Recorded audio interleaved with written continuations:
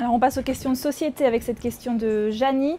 Vous êtes une militante féministe. Quelles sont les propositions de Mélenchon qui vont dans le sens d'une égalité salariale homme-femme? Oui, alors nous proposons de renforcer les sanctions pour les entreprises qui n'auraient pas de plan d'égalité correct, hein, parce que c'est la question des salaires, mais c'est aussi la question de l'évolution professionnelle des carrières.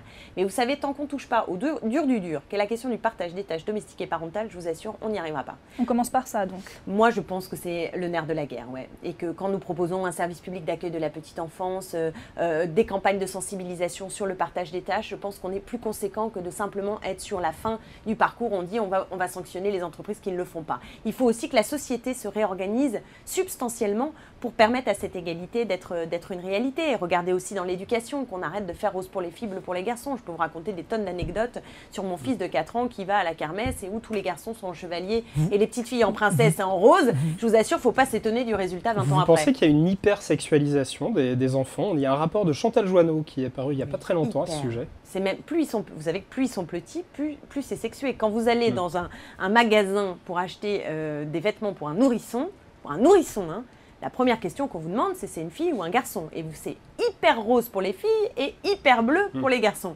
Quand on grandit, on a un petit peu plus le droit à des touches de couleur. Vous vous retrouvez avec une sénatrice de droite, ancienne ministre de Nicolas Sarkozy, sur ces sujets précisément? Pas surtout, bien sûr que non. Pas surtout, parce que je ne suis pas sûre que Chantal Joanneau ait un parti pris résolument féministe. Mais bien sûr qu'on peut se retrouver sur des luttes contre les inégalités. Bien sûr que ça peut arriver. On va passer à la dernière séquence de cette émission. Ce sont les questions d'actualité de la rédaction. On prend les 5 derniers jours, une actu par jour, et on vous demande de la commenter. Ce sont les 5 dernières minutes. Alors on commence avec l'actu de jeudi. Jeudi se tenait la journée de la femme. Vous qui êtes une féministe militante, est-ce que vous pensez que cette journée est utile? Oui, elle est utile parce que c'est un moment justement où on parle de ces inégalités, où ça fait caisse de résonance. Donc elle est parfaitement utile. Oui, vraiment.